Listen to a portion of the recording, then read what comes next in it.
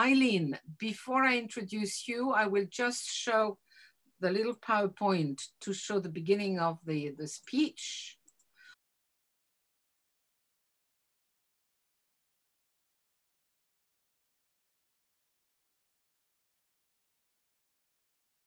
Donc, on va commencer, religion et société. Aujourd'hui, Eileen Barker, itinéraire leçon de l'influente sociologue des religions de la London School of Economics.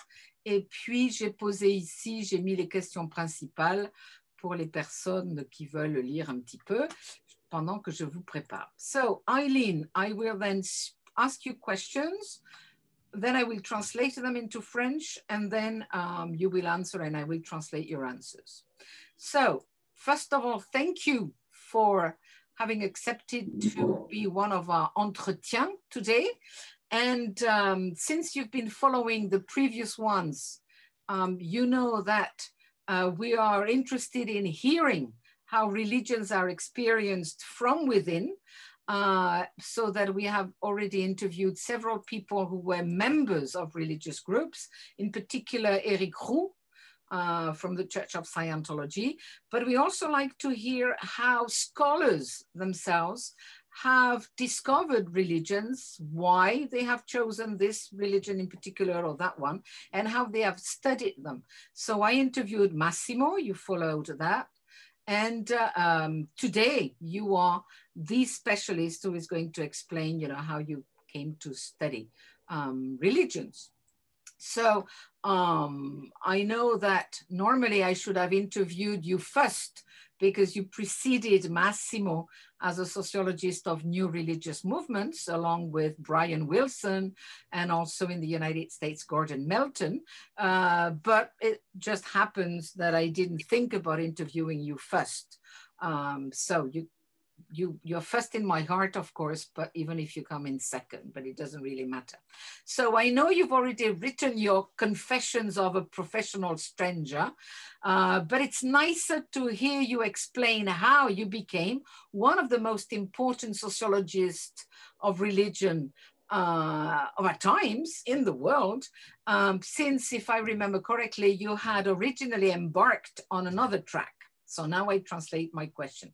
Donc, je vais présenter ici Eileen Barker, qui est une des plus grandes sociologues des religions, notamment des nouveaux mouvements religieux, ce qu'on appelle les nouveaux mouvements religieux, qui ne sont plus tellement nouveaux maintenant, qu'on appelle souvent les religions minoritaires. Et je lui disais que puisqu'elle avait déjà suivi nos entretiens, on aimait beaucoup savoir à la fois comment des membres de groupes religieux vivaient leur religion de l'intérieur, mais également comment les spécialistes qui se sont penchés sur les religions, comment ils avaient décidé de faire ce genre de travail, cette recherche, comment ils avaient choisi les groupes, ou est-ce que c'était les groupes qui les avaient choisis, comment ça fonctionnait. Et donc, j'aurais dû normalement l'interviewer en premier, puisque c'est une des grandes pionnières de l'étude de ces nouveaux mouvements religieux, avec le grand sociologue britannique également Brian Wilson, et aux États-Unis Gordon Melton, que plusieurs d'entre vous connaissent. Mais bon, j'ai commencé avec Massimo Introvigne parce qu'il se trouvait que j'étais juste avant en train de discuter avec lui. Donc, je lui demande, alors qu'elle a déjà écrit ses confessions d'un étranger professionnel, comment elle est devenue sociologue des religions, puisque je sais qu'elle avait auparavant choisi une autre carrière. So Eileen, the floor is yours, if I can say so. Right, well, you alluded to my earlier career, which was in the theatre.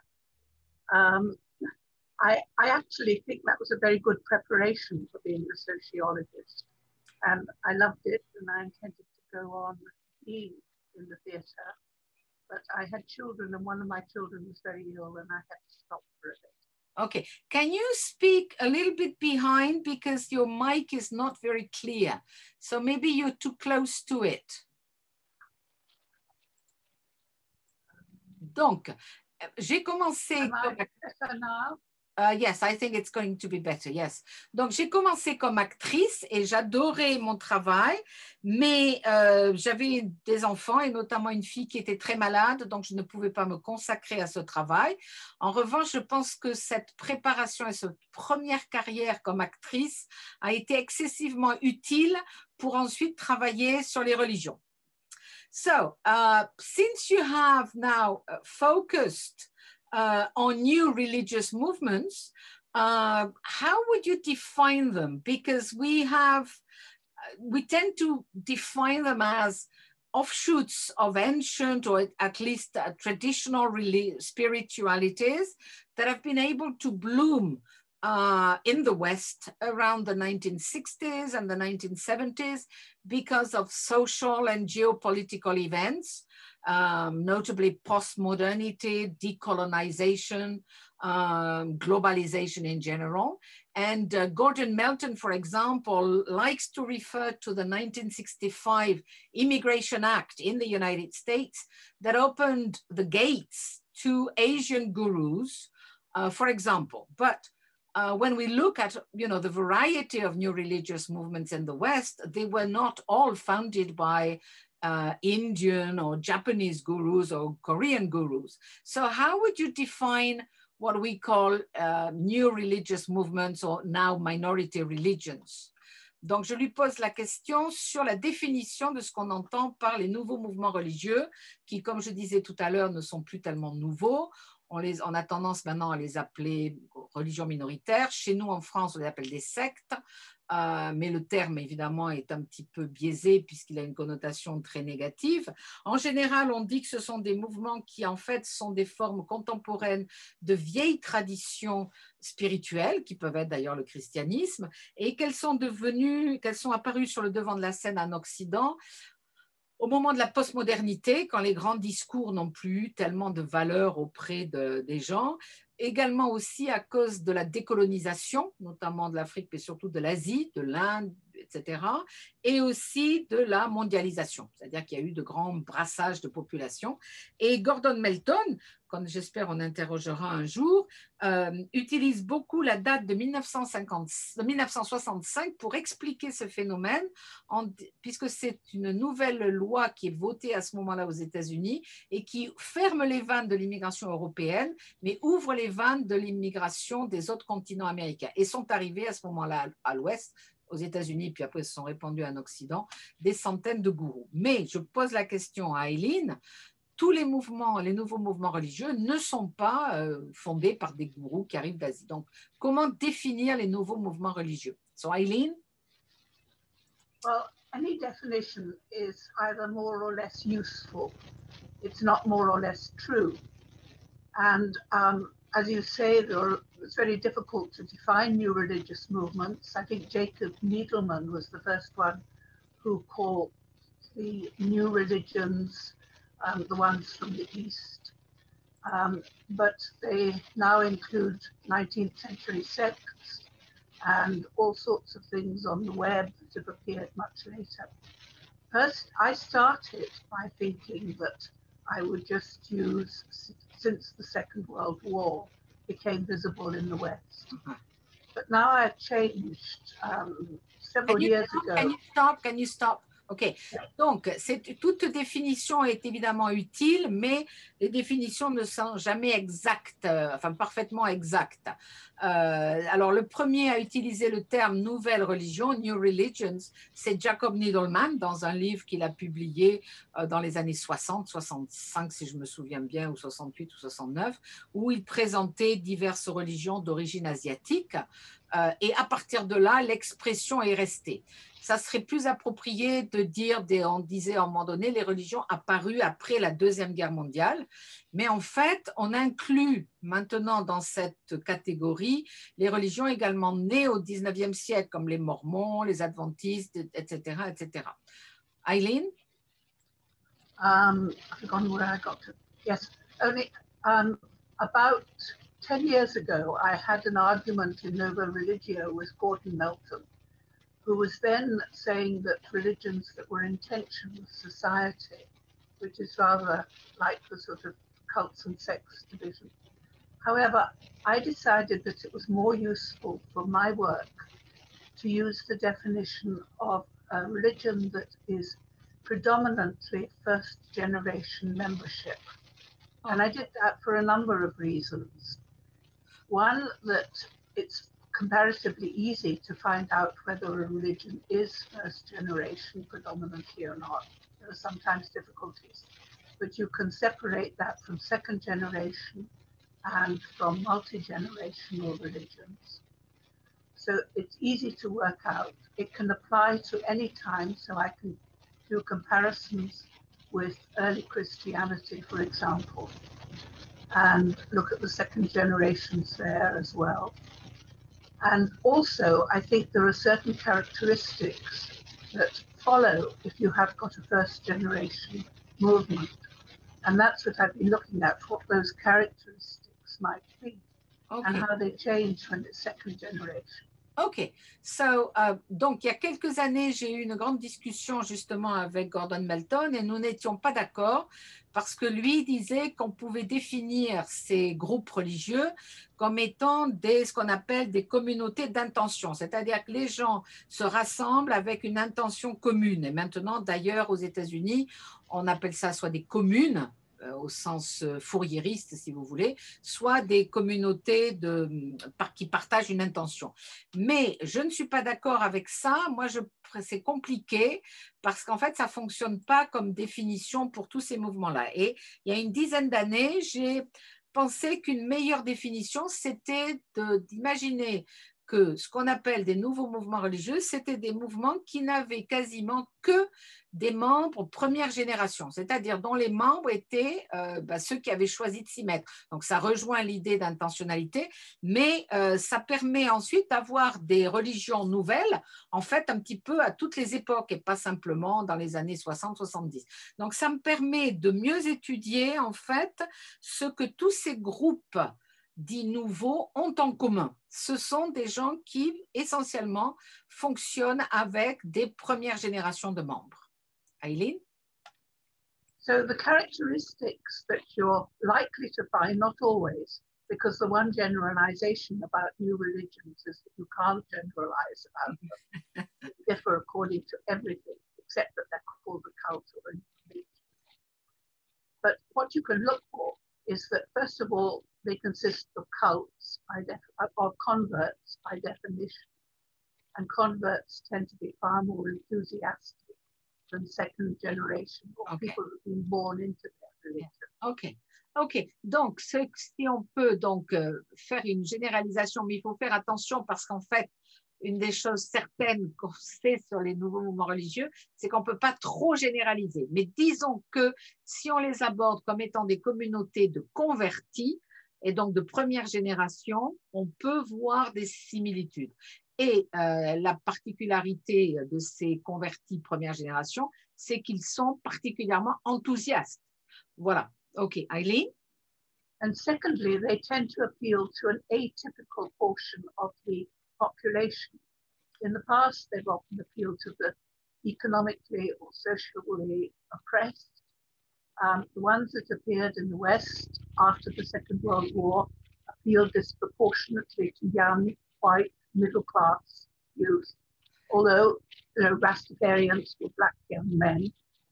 So you can't generalize, but you can generalize that they're atypical, not what the atypicality is. Alors, une autre caractéristique très intéressante, c'est que et donc on peut un peu généraliser, c'est que si autrefois, dans les siècles précédents, alors essentiellement dans un contexte, je dirais, j'ajouterais moi, Bernadette Rigal, protestants, c'était des mouvements qui attiraient des gens qui étaient socialement au bas de l'échelle, qui étaient opprimés, qui n'avaient pas d'argent, etc. Les mouvements dont on parle aujourd'hui, qui sont apparus après la Deuxième Guerre mondiale, ont au contraire un public tout à fait différent. Ce sont essentiellement des blancs, plutôt jeunes et plutôt aisés. Donc, c'est un public radicalement différent de celui qui allait soit fonder, soit se convertir à des mouvements sectaires autrefois. Yes, Eileen? The third characteristic is that very often they have a founder or leader who is charismatic, wields charismatic authority. And that means that they're unbound by tradition or by rules.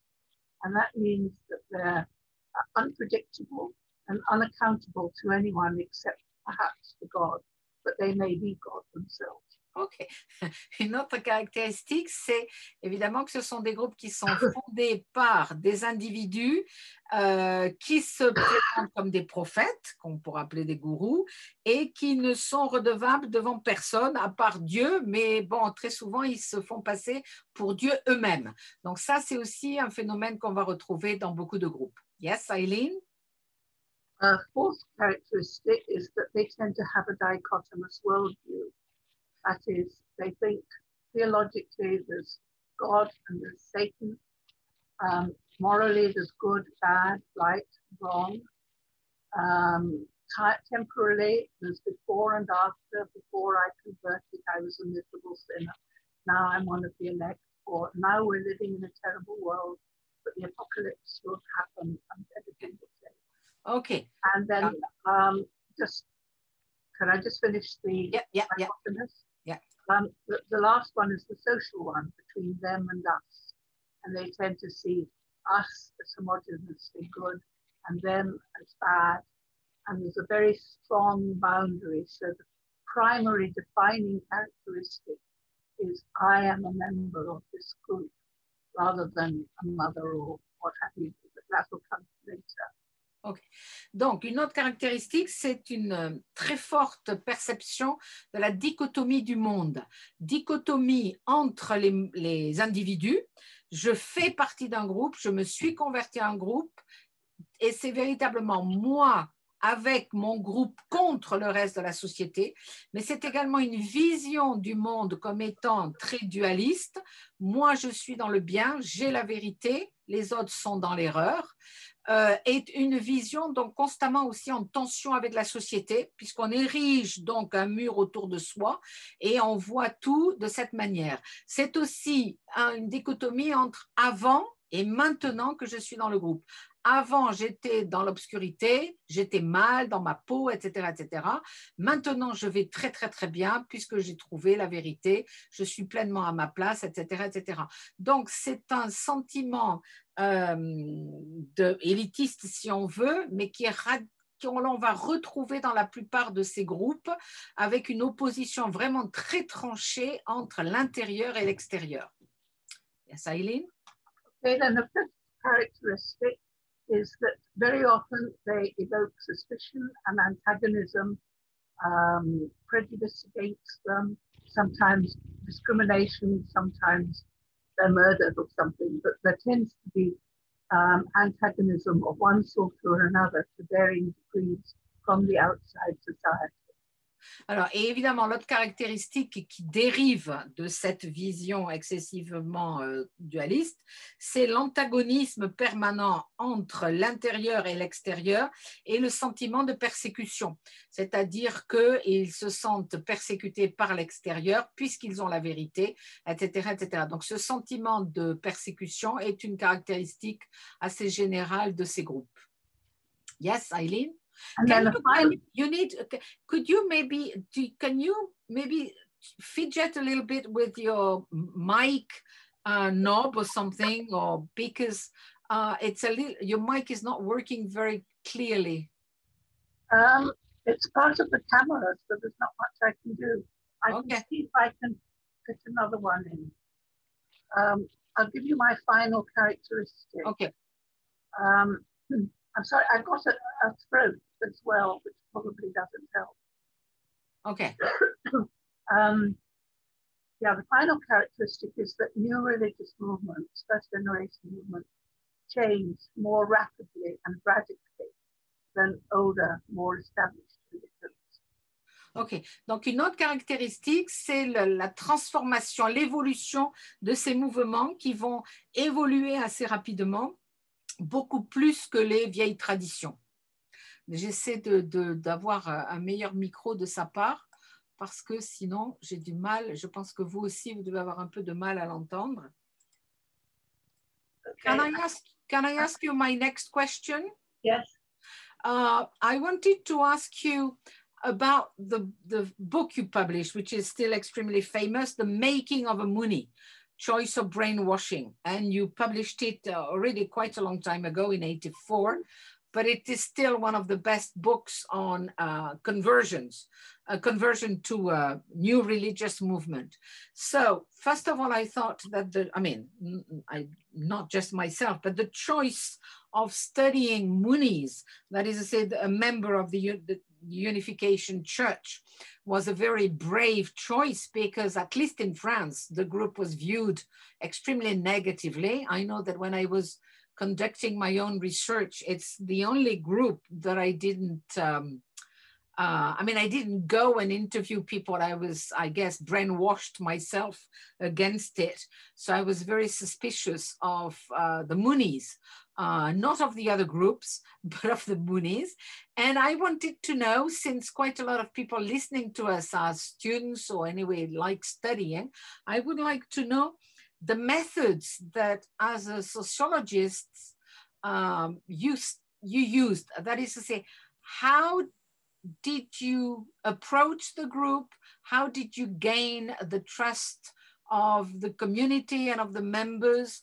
What were your recipes? I know that sociologists have different recipes, but how did you test them with the Muniz? I think that you worked with them for years and you still friends with a lot of them. I mean, I've been with you several times and we've met people and you said, oh yes, I've known him for 20, 30 years. Did you have a specific hypothesis when you started? I mean, how did you go about studying the Muniz? Do you want to? Oh, that's better. I can hear you better. Is that better? Oh yes, much better. Okay. Do you want to translate your question? Oh, sorry, yes. Voilà, pardon. Donc, elle a publié un livre qui est excessivement célèbre, qui s'appelle The Making of a Muni, c'est-à-dire en fait la fabrication d'un Muni. Alors, Muni, c'est les membres de la secte Moon. Hein. Tout le monde a entendu parler de la secte Moon. Évidemment, c'est un terme, une petite insulte, hein, comme dire Mormons, etc. Mais la question est ensuite, est-ce qu'on se convertit par choix ou est-ce qu'on subit un lavage de cerveau? C'est-à-dire ce que les Français disent en général, vous entrez dans tel bâtiment et vous n'en ressortirez plus parce qu'on vous a mis un pistolet sur la tempe et vous devenez scientologue, témoin de Jéhovah, Mouni, etc.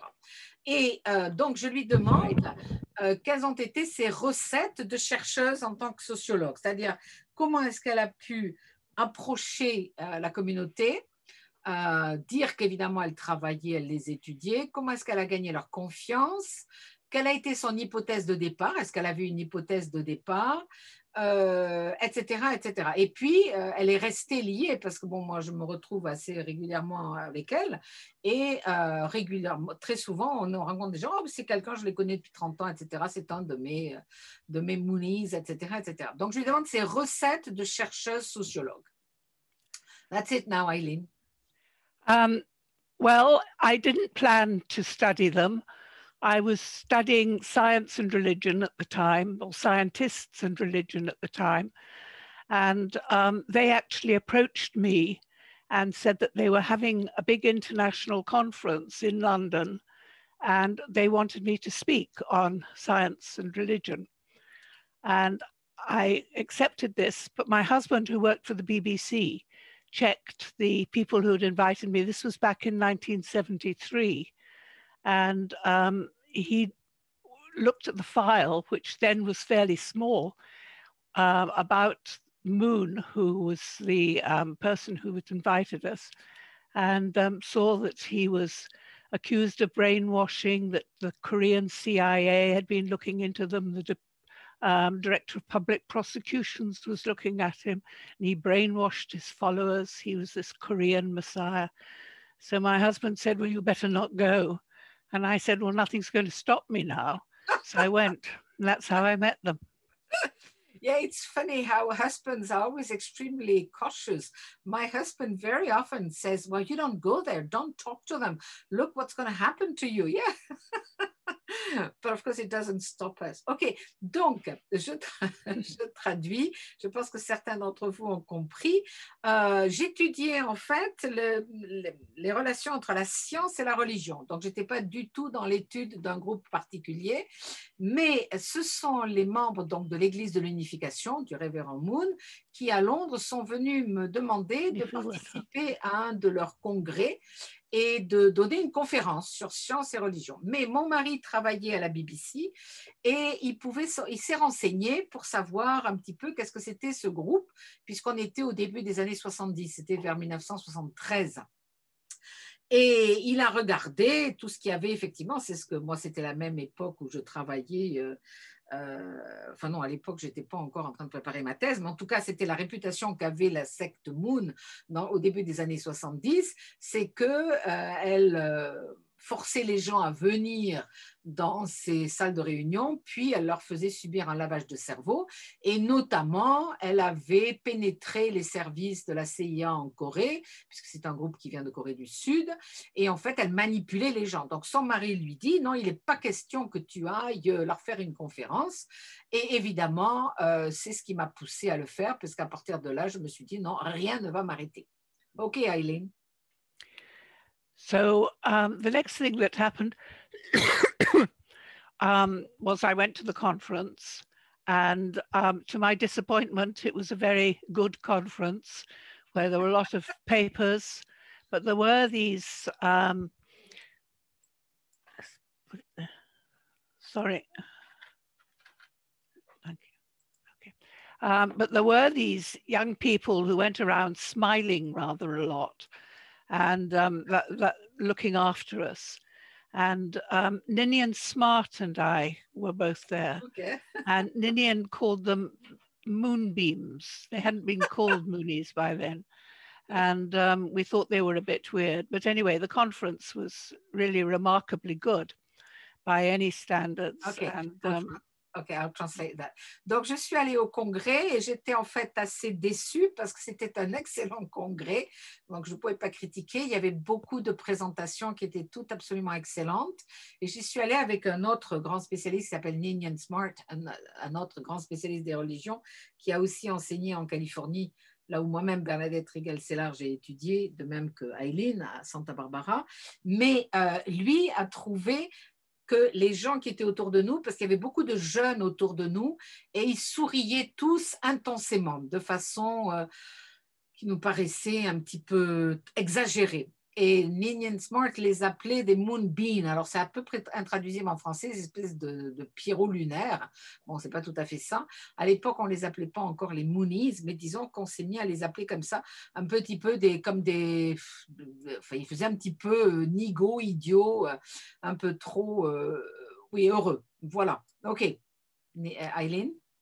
the next thing was that I was invited to their headquarters in London to a weekend roundtable on science and religion.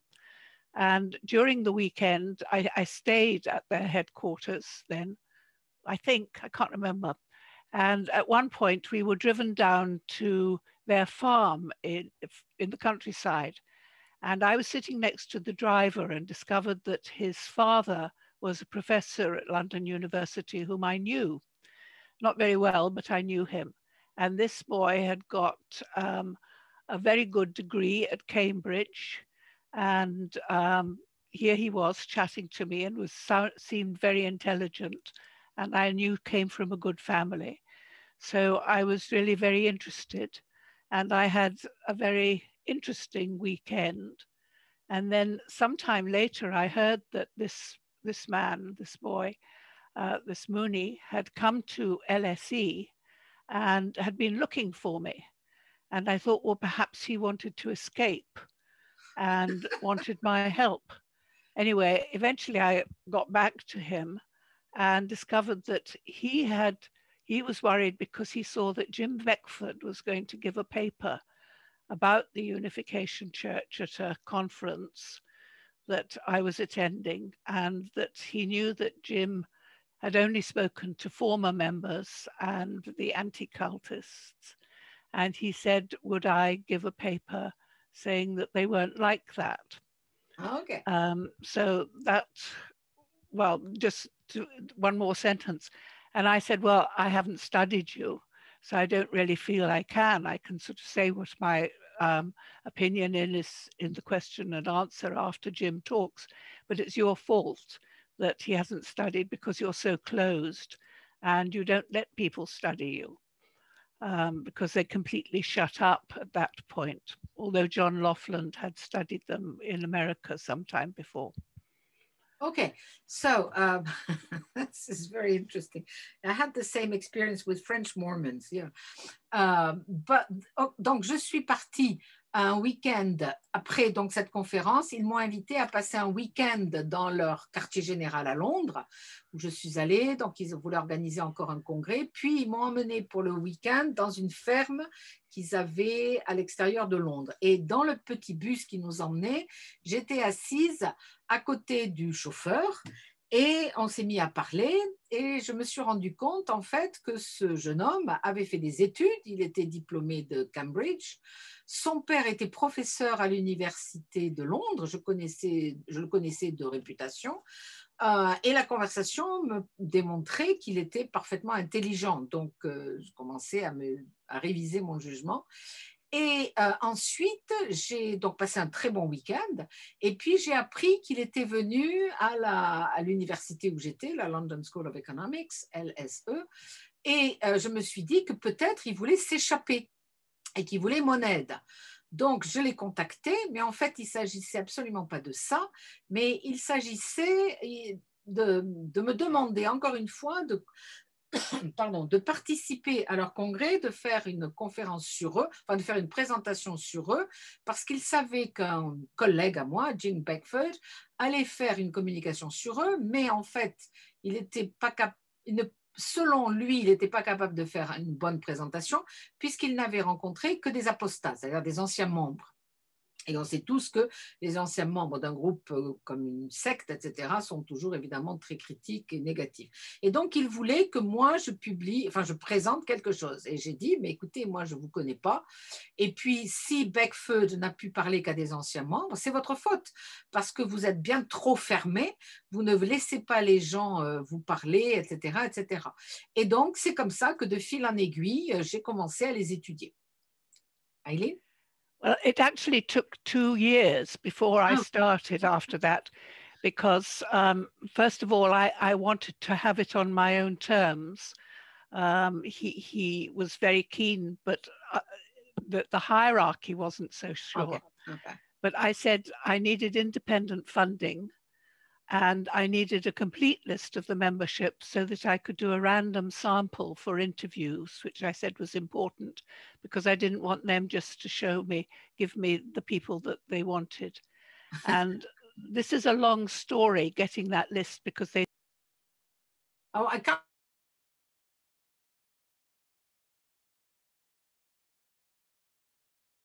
Okay. Can you hear me? Vous m'entendez? Alors, vous m'entendez?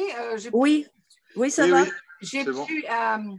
Eileen, okay, can you hear me, Eileen? Yes, I can hear you. Can you hear me? Yes, but at some point everything went blank. Okay. Sorry. Can I just translate what you said about the 2 years and the fact that you wanted the list, okay? Yeah. Donc, ça a pris en fait plus de 2 ans pour que je puisse enfin les étudier. Et j'ai demandé que ça soit selon mes propres conditions. C'est-à-dire que je ne voulais absolument pas qu'on me dise ce que je devais étudier du groupe, ce que je devais regarder. Donc, je voulais avoir la liste complète des membres. Donc, ça a été évidemment très difficile à obtenir, mais je voulais pouvoir choisir moi-même les personnes que j'allais interviewer au hasard, etc. Mais je ne voulais absolument pas qu'on me dise quelle personne interviewer. Je voulais véritablement faire une étude indépendante. Et aussi, il me fallait trouver un financement indépendant, ne pas être payé évidemment par le groupe. Voilà, donc ça a pris pas mal de temps. Sorry, and I didn't hear after what you said about the list of members that you wanted to interview, Eileen. Well, I got it in the end. Okay, so donc finalement, elle a eu la liste, etc. And so then, can you tell us how you went about, studying them? Once you were just to finish that last bit, okay. Before also I could study, I had a visit from some Koreans and American leaders. They came to my house and they questioned me and said, well, what questions do you want to ask? And so I said, well, I got out a pen and paper and said, what questions do you think I ought to ask? So I wrote them all down, all the questions they said, and I said, thank you, that's very interesting. And that's very useful. And they seemed to assume that that would be all that I would ask. And my children spent ages looking for bugs that they thought had been placed in the sitting room because we were very paranoid. Yeah, I mean, we were paranoid about the Moonies. I mean, as I told you, this was about the same time. I didn't want to go and study them. But anyway, okay, donc je traduis. Alors, en fait, quand j'ai fini par avoir la liste, j'ai reçu la visite de Coréens, de Moonies coréens, puisque évidemment, le mouvement vient de là-bas, et puis des Américains également qui sont venus chez moi pour me demander quelles questions j'avais l'intention de leur poser.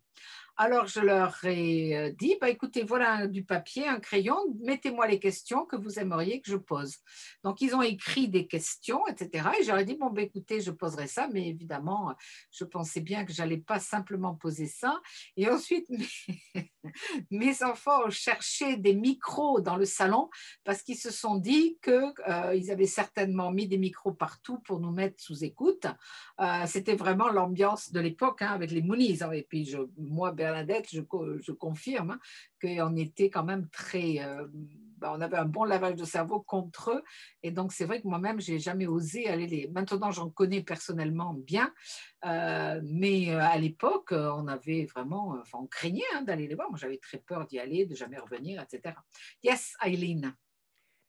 So the methods that I used, I used what they call triangulation. It was actually quadrangulation. I used interview, in-depth interview, some of which, the longest of which was 12 hours, but most of them were 6 or 8 hours. I used participant observation. I went and I lived with them for up to 2 weeks at a time in England, in other parts of Europe, in North America, and anywhere where I happened to be staying, doing other work at any time. And I also did a survey, questionnaire, 42-page questionnaire to 500 Moonies with control groups. And I did literature review. And I also interviewed former members, parents of members, media, and some anti-cultists until they stopped speaking to me. Okay, but how long did it take before I translate? It was 10 years between the conference and the publication. Okay. So it was about 8 years, but I was teaching full time and I was never registered as a PhD. I submitted it for my PhD, okay. But I was actually a full-time lecturer. Okay. Donc, en fait, j'ai utilisé ce qu'on appelle la méthode de triangulation, c'est-à-dire plusieurs sources. Hein. Première source, évidemment, ça a été interroger les gens, mais c'était des entretiens qui duraient 12 heures, parfois 6 heures, et des entretiens donc très, très longs, avec évidemment des membres. J'ai également soumis des questionnaires qui faisaient une quarantaine de pages à environ 500 membres de l'Église, hein, de l'unification. J'ai également parlé avec des parents et surtout avec des gens qui avaient quitté le groupe et des parents de Moonies qui avaient quitté le groupe. Puis, bien entendu, j'ai lu tout ce qui avait été écrit sur la question. J'ai également fait des entretiens avec des groupes de contrôle et cela m'a pris une dizaine d'années. Donc, à l'époque, je n'étais pas en train de faire une thèse de doctorat, mais en fait, j'ai utilisé ce travail comme thèse de doctorat, mais ça a été excessivement long. OK, Eileen? Okay, so all of these methods got at different things. For example, I would talk to somebody for a long time in an interview and think that I knew them quite well.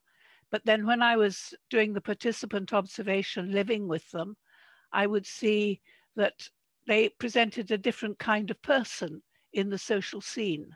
Okay. And I could elaborate on that quite a bit, but it's important that you get the social and who was speaking and who was not speaking, and the people who seem very forward and confident in an interview might seem very retired and the other way around in a social setting. Alors, j'ai oublié de traduire tout à l'heure qu'en fait aussi, elle avait passé beaucoup de temps avec eux, hein, des semaines entières de vivre avec eux pour voir comment ils fonctionnaient. Mais aussi, ce qu'elle a trouvé de très intéressant, de très utile, c'était de confronter l'impression que faisaient certains individus lors des entretiens qu'elle menait en privé avec la personne et de voir comment ces gens se comportaient ensuite en groupe. Donc, lorsqu'ils se retrouvaient entre eux, de voir si quelqu'un qui avait eu l'air très assuré lors de l'entretien, en fait, en public, avec les autres membres du groupe, se comportait de façon tout à fait différente ou vice-versa. Donc ça, c'est aussi très intéressant, très utile quand on veut comprendre comment fonctionne un groupe, c'est de pouvoir confronter différents points de vue sur la même personne. Oui, yes, Eileen? And then you got another kind of perspective by doing the survey. For example, I would interview several people and find that they had broken up families. But then when I did the survey, I would find that they had no more than the general population in the control group. Or I found that the English people were more likely to have been drinking a lot and the Americans were more likely to have been on drugs. And I would find that they came from different kinds of religion. I thought there were an awful lot of Catholics and wondered why there were Catholics. But then I discovered that the parents were immigrants. And so that was more of the independent variable than the Catholicism. Okay. So various things that you could find that you couldn't find by either the participant observation or the interview or the Okay. Donc, quelque chose qui est évidemment très important aussi, c'est lorsqu'on étudie, lorsqu'on analyse les questionnaires, mais qu'on a aussi un groupe de contrôle, donc qui ne fait pas partie du groupe, et qu'on fait des comparaisons, on se rend compte en fait que les gens qu'on étudie dans le groupe ne sont pas forcément très différents du groupe de contrôle hors de l'Église. Par exemple, dans un premier temps, j'avais l'impression que beaucoup de ces Moonies venaient de familles disloquées, parents divorcés, etc., etc. Mais en fait, je me suis rendu compte qu'on retrouvait le même pourcentage dans le groupe de contrôle à l'extérieur. Plus. Sorry? Pas le même. It wasn't the same. It was it more. wasn't the same. Okay, so it was more. You mean it was more broken families for the Moonies than for for the control group. Oh, for the control group. Sorry. Yes, I understood it wrong. Okay. Donc, en fait, qu'il y avait moins de familles disloquées chez les Moonies que dans le groupe de contrôle, donc à l'extérieur, où c'était encore plus frappant en Angleterre, donc à ce moment-là. Puis, je me suis rendu compte aussi que chez les Anglais, il y en avait beaucoup qui autrefois avaient étaient alcooliques, enfin avaient beaucoup bu, mais chez les Américains, les membres américains, c'était plutôt des gens qui autrefois avaient beaucoup utilisé de drogue, avaient beaucoup fumé. Donc il y a des différences également culturelles. Puis il y a également, je me suis demandé, il y avait beaucoup aussi de Moonies qui venaient du catholicisme. Mais je me suis rendu compte qu'en fait, certains venaient de familles immigrées, qui étaient donc plutôt catholiques. Donc, en fait, il y a tout un tas de détails qu'il faut arriver à évaluer. Est-ce que c'est véritablement différent du groupe de contrôle ou pas? Quelles sont les différences? Donc, c'est pour ça qu'il faut pas simplement se reposer sur une observation participante, sur les entretiens, mais également faire toutes ces analyses après avec des groupes de contrôle à l'extérieur. Yes. Also, I went on 2 or 3 occasions to the residential workshop weekends where the brainwashing was meant to take place. The media and the anti-cultists were saying, if you went to these workshops, you would go in an ordinary person and then you'd come out a Moonie. And Yeah. so I went to the most famous one. Was outside San Francisco, somewhere in the country outside San Francisco. And I went there, and before I went to a lawyer who was LSE alumnus that I knew, and left my case and said, if I'm not back on Monday, send the police to collect me. but I came back on Monday with no problem. He was disappointed. Voilà, aussi ce que j'ai fait qui est évidemment très très intéressant, c'est que j'ai participé au week-end qui s'appelle résidentiel, qu'on accusait d'être en fait, si vous voulez, des laboratoires de lavage de cerveau. Et donc, on vous disait, si vous allez là, ben, vous n'allez pas ressortir. Moi-même, pour ça que je n'y suis jamais allée. Parce que sinon, ça faisait partie, évidemment, des invitations régulières hein, par ces groupes-là. Donc, je suis allée dans à l'extérieur de San Francisco. Et comme quand même je me méfiais, je suis allée voir un avocat, un lawyer, et puis je lui ai donné mon adresse, je lui ai donné ma valise et j'ai dit, écoutez, si lundi je suis parvenue, eh bien, faites une enquête, cherchez-moi, prévenez la police, prévenez la famille, etc. Et donc, je m'attendais à une grande séance de lavage de cerveau. Et ben non, le lundi, je suis partie récupérer ma valise et je n'ai eu aucun problème. This is funny, yeah. Yes, Eileen? So what I found was that 95% of those who attended these residential work weekends did not become Moonies. And half of those who did become Moonies left within 2 years. Donc, I'll translate. Donc, je me suis surtout rendu compte, en faisant évidemment bien attention, que plus de 90% des gens qui avaient participé comme moi à ces week-ends ne devenaient absolument pas membres, ne se désintéressaient du groupe, et que ensuite, la moitié de ceux qui donc des quelques pourcents, qui devenaient véritablement Moonies, qui rejoignaient donc le groupe, la moitié d'entre eux quittaient au bout. Was it after 1 or 2 years that they left the group? 2 years. Donc voilà, quittaient le groupe au bout de 2 ans. Yeah. Okay. And then I later found that the first cohort of the second generation, 90% left. Voilà. Et la so even with the socialization of bringing them up, their brainwashing techniques were not very effective. Voilà. Et en fait aussi, les techniques de lavage de cerveau ne sont pas très efficaces, même pour la deuxième génération, puisque what is the percentage, sorry, of second generation quitting? 90%. Voilà, 90% des jeunes de la deuxième génération, c'est-à-dire les jeunes qui ont été élevés dans le It's groupe. The first cohort of the second voilà, generation. La première cohorte. The second cohort is different. Voilà, la première cohorte, le premier groupe des enfants nés dans le groupe, élevés dans le groupe, socialisés dans le groupe, en fait, ont quitté également le groupe. Ça, c'était les premiers groupes. Yes. Okay. Mm-hmm. Okay.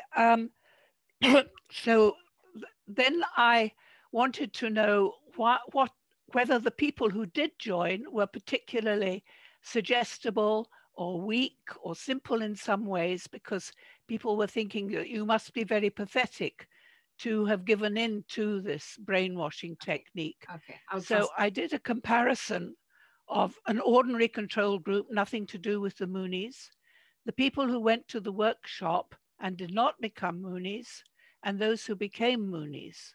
And I found that it was not that the people who had nothing to do with the Moonies were normal by definition, but the ones who were most pathetic and weak were a subgroup of those who went and did not join the Moonies. Ok. Donc, ensuite, j'ai fait une comparaison pour voir si devenir Moonie, ça supposait qu'on était un petit peu simple d'esprit, qu'on était fragile, qu'on était facilement manipulable, si vous voulez. Et donc, je voulais savoir ça. Donc, j'ai fait une comparaison entre un groupe de contrôle qui n'était absolument pas Moonie, le groupe des gens qui, comme moi, avaient participé à ces week-ends de formation, mais n'étaient pas devenus ensuite Moonies, et puis les Moonies eux-mêmes.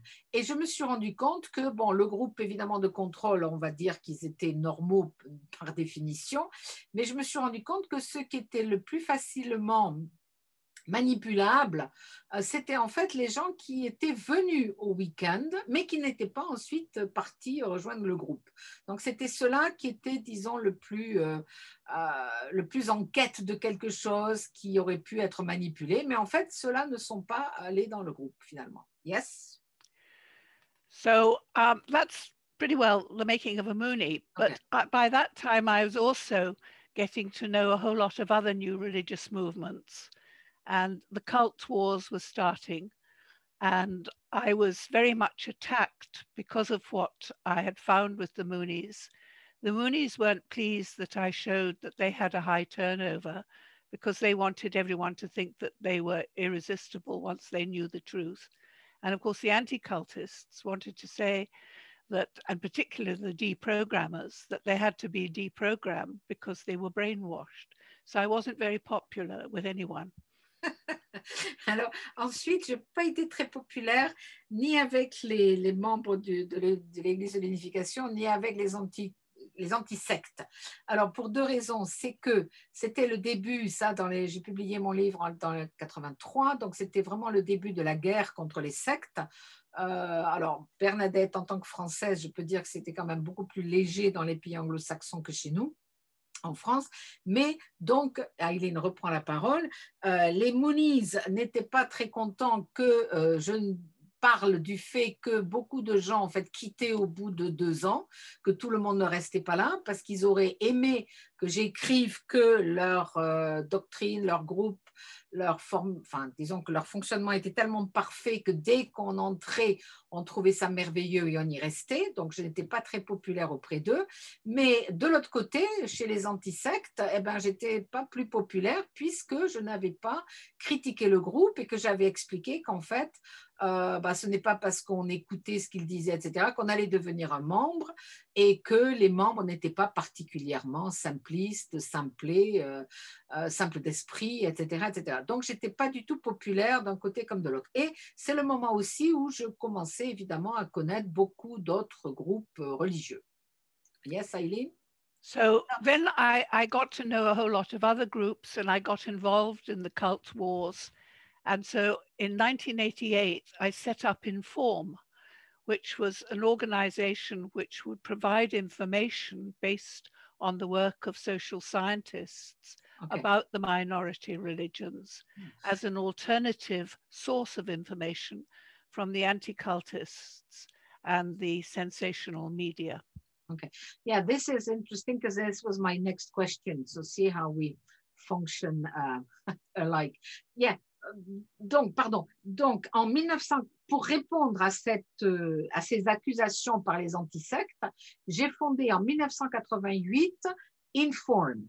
Donc, alors ça se définit, puisque c'est la question suivante que je voulais lui poser, c'est défini comme ce qu'on appelle une charité. Alors, charité en Angleterre, ça veut dire un groupe à but non lucratif, éducatif et indépendant, qui offrait tout un tas d'informations sur les groupes minoritaires, religieux minoritaires, qu'on appelle aussi les sectes, grâce au travail de sociologues, disons de chercheurs véritablement de type universitaire, qui donc construisaient, si vous voulez, une banque de données sur tous ces groupes qui étaient attaqués, pour que à la fois les parents, les journalistes puissent trouver des informations qui avaient été vérifiées et qui ne venaient pas simplement des antisectes.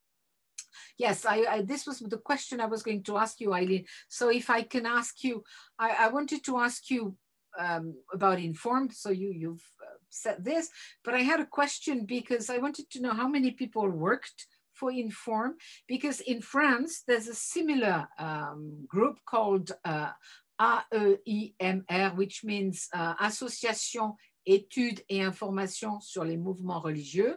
It's based in Sarreguemines, and maybe you've heard of it. It was started by a history professor, teacher, Bernard Blandre, but it has some funds from the city of Sarreguemines, so it has a let's say database. It's more like a sort of bookshop. It's a little Cessnure, but very small. But because of lack of funds, nobody knows about it. I mean, I know about it, and I received the journal, and I've been receiving them for 30 years. This was all thanks to Gordon, who asked me to do this. But how did you manage to get funds, and how did you manage to have Inform grow the way it has grown? Donc, je lui demande, pardon, comment elle a réussi à faire fonctionner ce Inform qui existe toujours, parce qu'en France, nous avons une association qui fonctionne comme ça, qui s'appelle l'AEIMR, Association d'études et d'informations sur les mouvements religieux, qui est tout à fait neutre, qui est une banque de données, qui est basée à Sarreguemines, c'est une bibliothèque, mais personne n'en entend parler parce que la personne qui l'a fondée, qui est Bernard Blandre, n'a pas tellement de fonds, sauf un petit peu d'argent de la mairie de Sarreguemines, donc il peut lui donner des locaux. Mais bon, qui connaît l'AERM en France, à part des gens comme moi, je pense qu'il n'y a pas grand monde.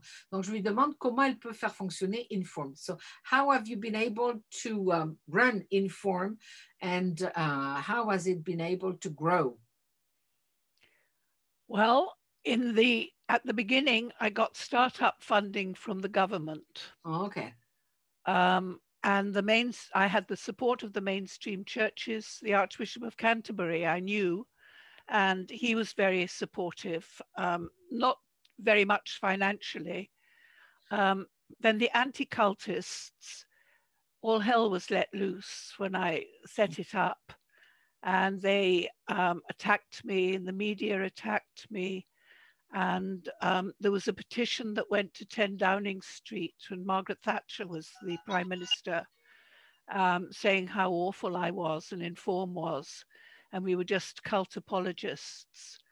And so Margaret Thatcher set up a special thing to see what we were doing.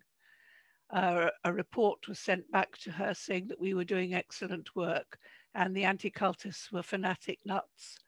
And so they renewed our funding. And indeed, they gave us funding until the cutback. And we've been living from hand to mouth since then. We've always had to reapply. And there was one time when an anti-cultist stopped our funding very briefly, and the civil servants were very annoyed about that. That's a long story. Okay. But anyway, we have managed. But now we don't get any funding except through doing projects. And we do quite a lot of projects for the government. They commission certain reports, the police, and various monies that we apply for research. Ok. Donc, j'ai pu monter Inform. D'abord, ça a été les anti-cultes, les anti-sectes sont devenus totalement fous et ont essayé de nous barrer la route, évidemment. Mais j'ai eu de l'argent du gouvernement. Et puis, également, j'ai eu un très gros soutien. Donc, ça a beaucoup contribué, évidemment, à faire arriver des fonds de l'archevêque de Canterbury, qui ne nous a pas aidés financièrement, mais qui nous a soutenus moralement. Et donc, ça a été très important. Puis, nous avons eu diverses personnes qui ont essayé de faire bloquer, évidemment, les subventions, mais on a toujours pu en avoir. Et actuellement, les fonds que nous recevons sont sur la base de projets. Donc, quand on organise des congrès sur un thème particulier ou même quand on travaille pour la police, etc., quand on fait diverses recherches, c'est comme ça qu'on arrive à avoir de l'argent. Okay, Eileen, could I switch now to questions about the function of scholars of religion? Because I remember when I was reading about the making of a Muni, I saw that the book had received the Distinguished Award from the Society for the Scientific Study of Religion. And of course, I love that journal and that I discovered when I was a student at UCSB. But somewhere else you have written, the scientific study of religion, you must be joking. So could you tell us how we scholars can be scientific in the sense of neutral, impartial when we study groups? We are often accused, and of course you've been accused by the anti-cults of promoting religions. This has been the case for myself and for many, and for all of us. We've been accused of promoting groups as soon as we study them and try to show how they function without criticizing them. So how do you view the function of scholars in the field of, new religions or cults, sects, whatever?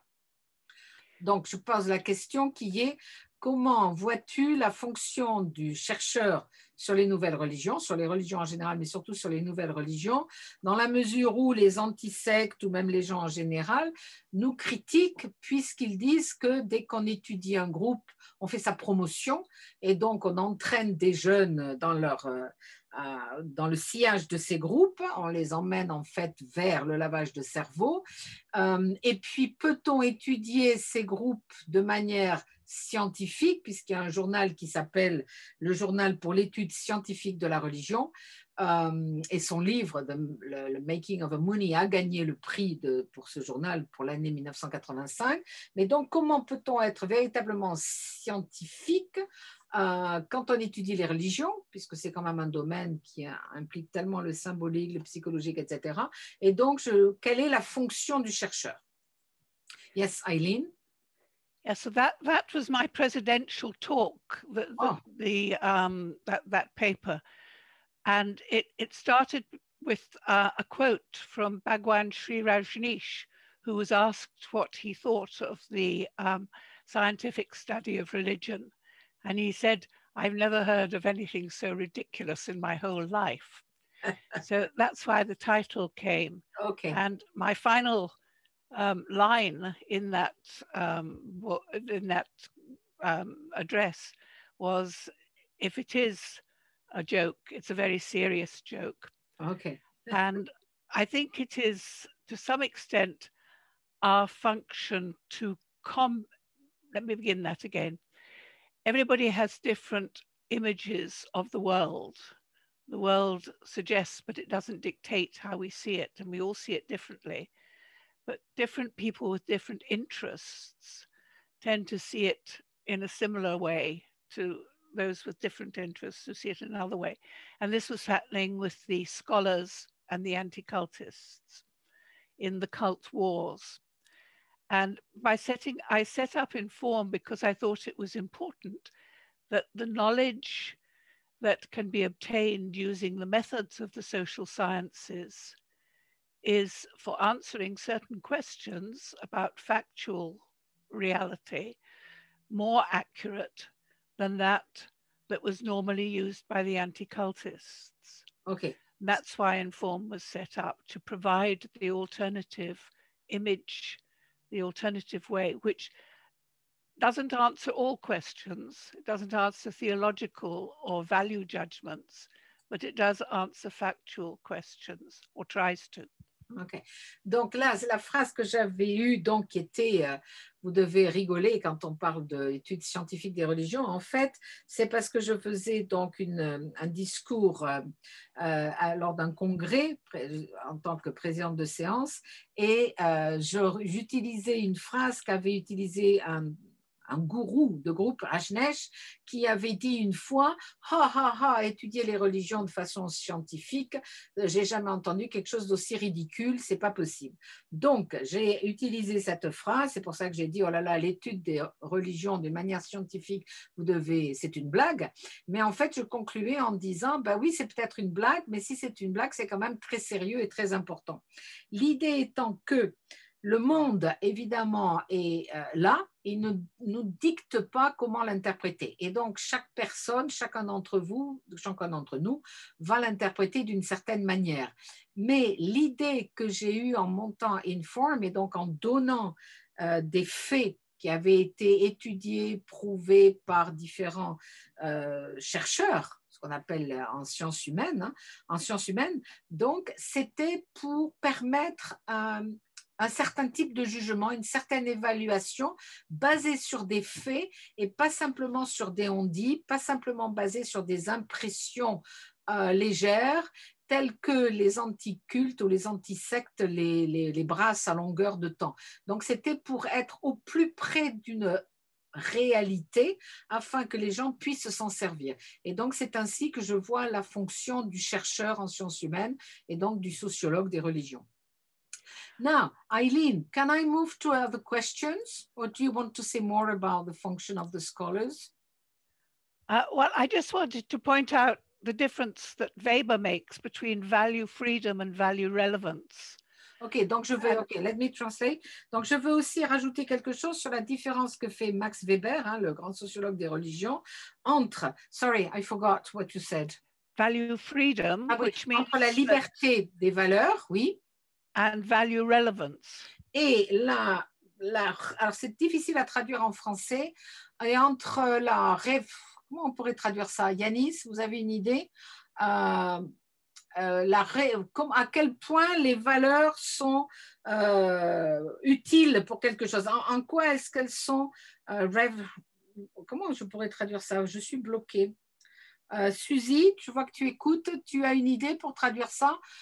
En quoi elles sont la valeur en fait de... Je dirais pertinente. Pertinente, voilà, j'ai cherché le mot pertinente. Voilà, la pertinence des valeurs. Merci. Oui. Merci Suzy. Mais Je de cherchais rien. le mot pour relevant. Sorry Eileen, go ahead. So I think that we should be value free in our study of the data so that we're being objective in describing the object to study rather than inserting our subjective beliefs and saying whether it's good or bad. Yeah. So that's value freedom. Okay. Donc, l'idée, c'est que le chercheur doit essayer d'être complètement libre dans sa tête de toute valeur qu'il aurait eue auparavant afin de pouvoir aborder un sujet d'une manière totalement neutre, aussi neutre que possible. But at the same time, the choice of what you're going to study and the use to which the study can be put can be relevant to the social scientists' values. Mm. So I thought brainwashing, if the Moonies were brainwashing, this was bad and it ought to be exposed and understood. And I also thought when I discovered that it wasn't brainwashing, that the deprogramming was wicked and against human rights and ought to be stopped. Okay. So that was my value pertinence and the value freedom. Voilà. Donc, dans mon cas, ce que j'ai voulu démontrer, c'est que justement, il n'y avait pas en fait de lavage de cerveau chez les Moonies. C'était absolument pas quelque chose qui était pratiqué et que donc je devais le dire.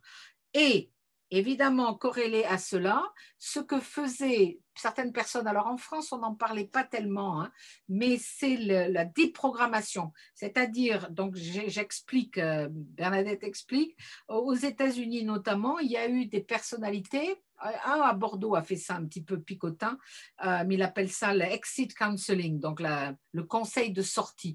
Mais pendant très longtemps aux États-Unis, il y a eu Not just exit counseling, deprogramming, yeah, kidnapping. Yeah, I'm explaining about what the Frenchman in Bordeaux is doing, because deprogramming in France is not very well known, okay? So okay, but this, at the time, they were using violence, kidnapping, okay. Oh, yeah. holding them forcefully. Yeah, this is what I was going to tell them, that in the United States, in England also, they did it in England? Yes, okay. Hundreds. OK. Donc, aux États-Unis, de même qu'en Angleterre, il y a eu des déprogrammeurs professionnels qui faisaient payer les familles une somme colossale et qui allaient kidnapper les gens dans les groupes et qui ensuite leur faisaient subir un lavage de cerveau qui était censé les ramener à leur vie précédant leur entrée dans le groupe religieux. Et ça a concerné des centaines de personnes et c'était très agressif, très violent. Et évidemment, beaucoup de gens se sont enrichis là-dessus. Et ça a été interdit dans les années 90. Sorry, Eileen, I was just explaining because it's not something that's known in France. Yes, actually, in the making of a Moonie, I've got a picture of a Moonie being kidnapped in France. Okay, but still people would... Yeah, I know, but it did happen in France. Donc ça, c'est même produit en France où un Moonie donc, a été kidnappé à la demande de sa famille et je montre ça dans le livre, il y a une image de tout ça. Et donc, ce que j'ai voulu faire, dit Eileen, c'est montrer à quel point la déprogrammation était un acte agressif contre, en fait, les droits de l'homme. Et donc, j'ai voulu dénoncer cela en disant, le groupe lui-même ne pratique pas de lavage de cerveau. En revanche, ce que font les déprogrammeurs en faisant subir tout un tas de sévices aux personnes qui étaient dans le groupe est quelque chose qui est vraiment contre mes valeurs et contre les valeurs d'une société qui respecte les droits de l'homme. Okay, so I think I've translated everything you said now. Thanks. Okay. And then can I? Yes? Yep. in writing that address, I realized when I was describing the methods of the social sciences, and I make a distinction between social science and science, that we were actually, the scholars, a lot of us who were studying new religions, were doing exactly what we accuse the anti-cultists of doing in relation to the anti-cultists. So we were generalizing about them. We had not studied them properly and looked at them. So in 1998, I applied to go to the American Anti-Cultist Conference, which was being held in Philadelphia. I was still, the English people wouldn't speak to me. So I went to the American one, and I've been going there and studying the anti-cultists. And I know them now very well, and I do some work with them, and there's an enormous variety. But that was my next big study. So from studying the new religions in the West, first generation, and then second generation, and then the anti-cultists, and then other things. Okay. But the anti-cultists, I have been doing a lot of study. And I also spent 10 years going each year to China, to Beijing, to the police university for 2 or 3 weeks, giving lectures there to study when I started my work, I found cults very difficult to understand. Then I found the American and British, the Western anti-cultists difficult to understand. And then I found the police in China difficult to understand. So each step has been trying to understand people who believe things that are very different from me, trying to say, how can they believe that? How can they do it? Ok. Donc, en fait, je me suis rendu compte lorsque j'écrivais ce discours où j'avais dit, donc, étudier les religions de façon scientifique, c'est une blague. J'ai expliqué les méthodes donc, de sciences humaines, comment on étudie différents mouvements. Et puis, je me suis rendu compte qu'en fait, on appliquait, ceux qui travaillions sur les groupes religieux, on avait en fait les mêmes préjugés sur les antisectes et qu'en fait, on les mettait tous dans le même tas. C'est-à-dire qu'en fait, on se plaignait parce que les antisectes mettaient toutes les religions dans le même sac et en fait, nous, on faisait exactement la même chose envers en fait, tous ces gens qui agissaient contre les groupes religieux de type secte. Donc, je me suis dit qu'il fallait que je les étudie. Comme il n'était pas question que les Anglais, les Britanniques m'acceptent lors de leurs réunions, je suis allée régulièrement aux États-Unis au congrès de l'association des antisectes. Et donc, pendant plus de 10 ans, j'ai participé, j'ai discuté avec eux, j'en ai rencontré, je suis devenue amie avec plusieurs. Je me suis rendu compte qu'ils étaient aussi différents les uns des autres que nous étions différents, nous, spécialistes des mouvements religieux, qui les étudions de façon, disons, plus ouverte. Et en fait, ça a été une de mes grandes préoccupations. Puis, je suis également allée pendant des années en Chine, où j'ai donné des cours, jusqu'à récemment, à l'université de la police, donc dans une école de police, puisqu'en Chine, la situation, on en reparlera, c'est Bernadette qui parle une autre fois, puisqu'on a pas mal de témoignages là-dessus, où la situation est très complexe et très anti-secte de certains groupes. Et donc, je me suis rendu compte qu'il fallait également comprendre leurs arguments, voir qu'ils ne partageaient pas tous les mêmes visions. Et c'est vraiment une deuxième spécialisation que j'ai entreprise et qui me porte toujours. De même que j'ai étudié aussi les problèmes de la deuxième génération dans les groupes religieux, mais étudier le fonctionnement et les opinions des antisectes, c'est véritablement un gros sujet de recherche pour moi. Yes, Eileen? Eileen? Yeah, I'm here. Oh, sorry, yes, so I've translated what you said. Could I ask you a question also about, because it's 7:20, so we have to maybe you know, unless you have more questions, just more things to say about the anti-cults. But I wanted to have your idea on, I was going to ask you, but then you answered that, on the second generation issues, the legal issues, etc. But also you have worked on getting old in those movements and the problems of the first generation being now pretty old and having various medical problems and never having, you know, thought about insurance, paying for an insurance or for a retirement fund, etc., etc. So could you develop that? And also, and that, I mean, you don't have to explain each issue if you don't have time to, but also what would be an explanation of the boom of all these religions that keep being new on, you know, at least started after the Second World War. Do you see them disappearing? We had a Cessna conference, I think it was in Waco last time, but I remember Philip Jenkins saying, you know, all these groups are disappearing because, you know, the first generation is dying and second generation is not, you know, interested anymore, or at least not many of them are interested. And Gordon Melton said, I don't agree, you know, they're not disappearing, they are being transformed. And he took the example, he gave the example of the Hare Krishna, who in America now, and I could see this in Dallas, for example, they have less Western members, but they have more and more Indian members who have migrated to the United States. So he said they are not dying off, they are, you know, changing. So what is your take on this? I mean, how do you see this? I'll translate my question now.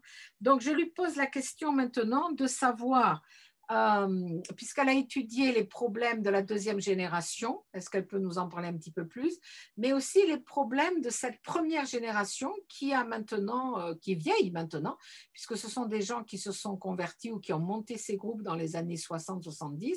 Donc, ce sont des gens qui sont dans ils ont dans les 70 ans, même plus, et très souvent, ils vivaient en communauté ou dans des groupes, ils n'ont pas forcément cotisé pour des caisses de retraite ou des caisses d'assurance, donc ils se retrouvent un petit peu perdus. Donc, est-ce qu'elle pourrait nous parler de ça?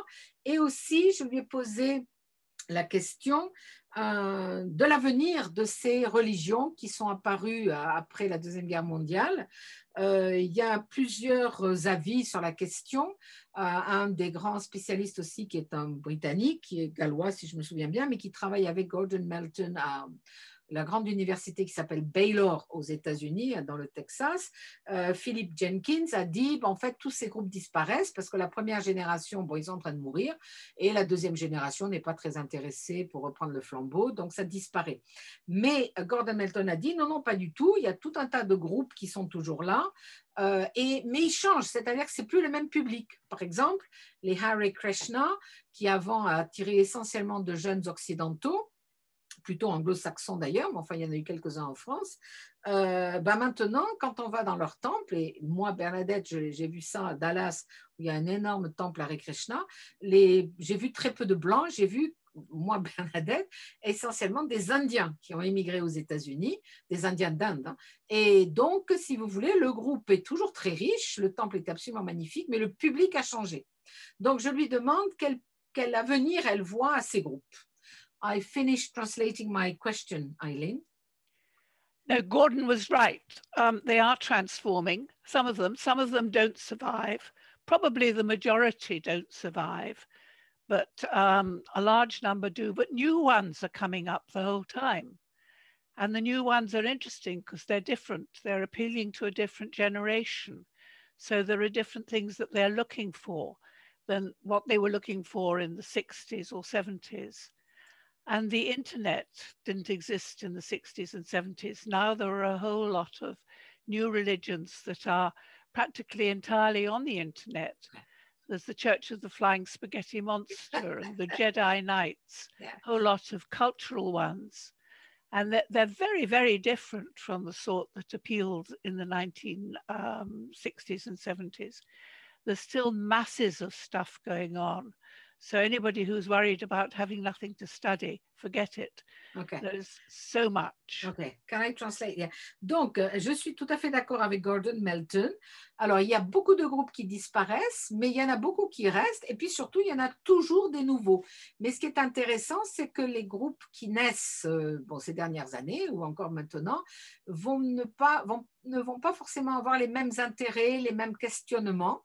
Alors, il y en a beaucoup qui sont des espèces de blagues, hein, comme le groupe, l'église des spaghettis volants, etc., des choses qu'on trouve en Angleterre, mais beaucoup de groupes sont quand même très intéressants, et donc pour toute personne qui croirait que étudier les nouveaux mouvements religieux, ça vous amène au chômage, non, au contraire, il y a encore beaucoup de groupes. I wanted to add something to this before you talk about the future of maybe what these groups have brought to Western society. In France, I've been following, thanks to Gordon, who asked me to do so 30 years ago, but I've been following what the group I mentioned in Sarreguemines, Bernard Blanc, was doing. He lists every month all the groups that are registered officially as Association 1901. So it's not the same thing as the 1905 law of separation of church and state, declaring that you are a cultural, a religious group. They don't use the term religious, as you know, but it means that you are registered as a religious organization. The one of 1901 is simply a sort of non-profit organization. And so Bernard Brown lists every month the number that are registered every week. And I have 30 years of his leaflets, in fact, they're little 10 pages. Usually they run for 10 pages. And a student of mine has done a survey of them, has counted them. So for about 10 years, there were about 13,000 of such groups that had registered. And all the ones that I listed have a spiritual purpose. We only list those that have a spiritual purpose. Otherwise, we would be talking about millions of groups registered as 1901 with the 1901 law. All right. And all these groups, up until 10 years ago, they all belonged to the New Age, Oriental, wellness, personal development realm. Now, for the past 10 years, and I was expecting many Muslim groups to come up. There are some, but the majority of those groups are evangelical. So that we have every week in the whole of France, 10, 15 groups that are registered with a spiritual intent and that belong to the evangelical movement. So how do you see the same thing going on in Britain? Do you see this being more generalized in the West? Alors, je ne sais plus, je ne crois pas avoir traduit. Okay, I translate my question. Je lui disais que depuis 10 ans, alors depuis 30 ans, je suis donc ce que produit M. Blandre à Sarreguemines, de la EIRM, qui est le recensement toutes les semaines de ce qui est déclaré en préfecture au titre de la loi de 1901, c'est-à-dire les associations à but non lucratif, mais lui ne recense que celles qui ont un but spirituel. Jusqu'à il y a à peu près 10 ans, il y avait des centaines de groupes par an en France qui donc se déclaraient avec un but spirituel et qui, la plupart appartenaient, disons, au domaine asiatique, oriental, New Age, les groupes de développement personnel, yoga, etc., etc. Depuis une dizaine d'années, quelques groupes musulmans, assez peu, mais surtout des groupes chrétiens à l'intérieur de l'évangélisme, qui appartiennent à l'évangélisme. Mais c'est des dizaines, c'est-à-dire que sur une année, ça va être des centaines quand on regarde toutes les préfectures. J'ai une étudiante qui avait tenu un registre de tout ça, et sur une dizaine d'années, il y avait quelques 13 000 groupes qui étaient fondés, qui étaient déclarés loi 1901, avec un but spirituel en France. Alors, ça inclut aussi les îles, les dom-toms, etc. Donc, c'est tout à fait spectaculaire. C'est pour ça qu'on ne peut pas parler de fin de la religion en France. Donc, je lui demande son avis. So, sorry, Eileen, that was a bit long. I think that is happening more in Catholic countries than in Protestant ones. We don't have any kind of registration at all, so we can't do that. We have a census which only has, I don't know, half a dozen possibilities. It doesn't even divide Catholics and Anglicans, I don't think. So we haven't got that detail. But if you think of the places where it is arising, well, mainly Catholic, but also in Africa, evangelical movements have been rising a lot there. And to some extent in the Far East. In Korea, you got quite a lot coming up. But I don't think we certainly have them in England, but they're mainly immigrant groups, particularly Black churches are evangelical, but the indigenous population generally hasn't got, it's there, but it's not spectacular, like the growth has been in Latin America and France and you know, some of those countries. Yeah, in France too, a lot of them are well, they're not necessarily immigrants, but when you go to those churches, they very often you find French West Indians, you know, from the Antilles, and also a lot of African immigrants. Donc, je traduis. Apparemment, ce que je vous ai dit tout à l'heure serait une caractéristique davantage des pays catholiques. Et aussi, la spécificité de la France, c'est qu'il y a cette fameuse inscription au titre de la déclaration au titre de la loi de 1901, quelque chose qui n'existe pas en Angleterre, qui n'existe pas exactement aux États-Unis sous ces formes-là. Et donc, c'est difficile d'avoir un registre aussi précis de tous ces groupes. Mais en Angleterre, notamment, en Grande-Bretagne notamment, à l'intérieur de l'évangélisme, ça sera surtout un attrait pour les immigrants. Ce n'est pas tellement quelque chose qui touche à la population, disons, indigène, enfin, ancienne. Voilà.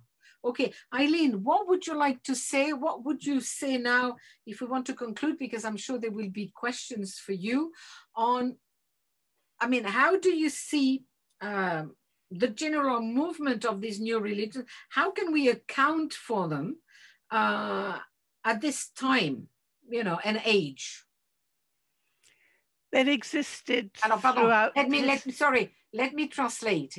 Comment est-ce qu'on peut expliquer l'abondance de tous ces nouveaux mouvements religieux à notre époque?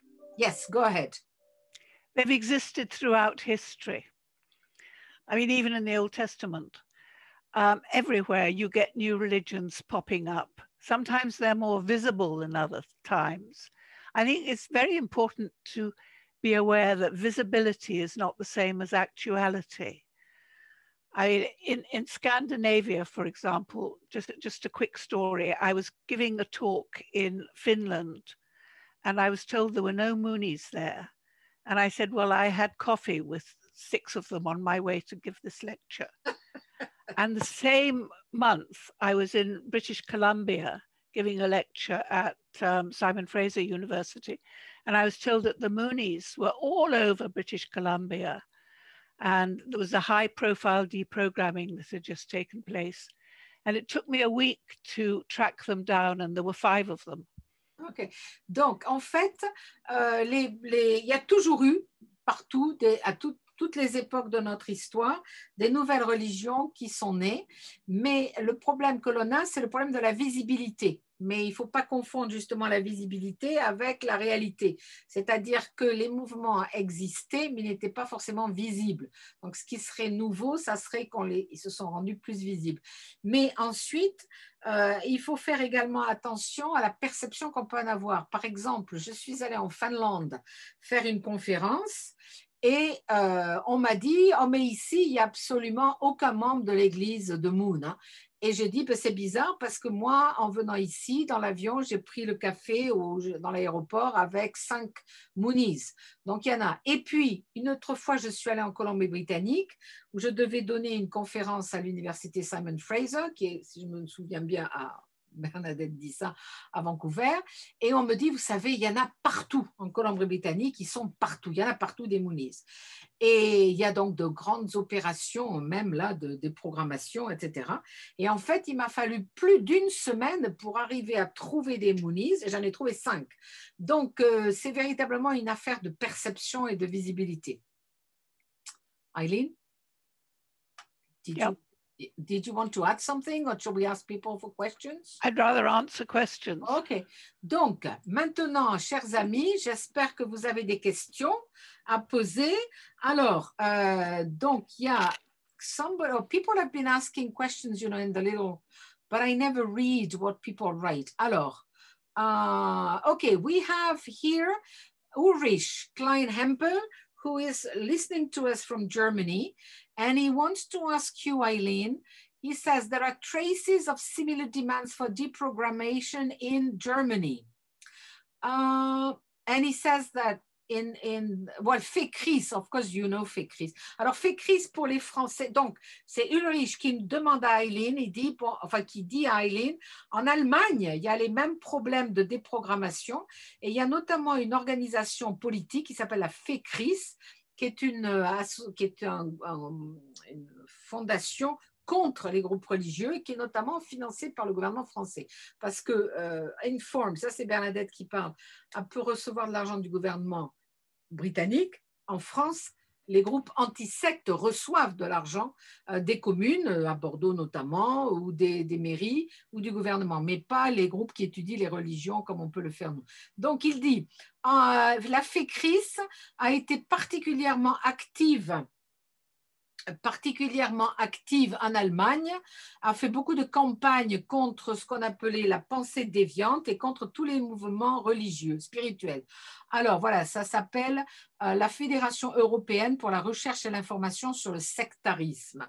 Et ensuite, il rajoute, he adds, you may remember Victor Turner with his key concepts of community and liminality. It appears that these small groups cater to both, much to the distrust and annoyment of the mainstream society. You can read his thing when you look at Converser or Chat, Eileen. So I guess you know about FECRIS in Germany. Yes? Yep. Okay. Actually, my chat doesn't show anything. Oh, okay. Well, Ulrich, you can ask your question yourself. Well, I think ask it.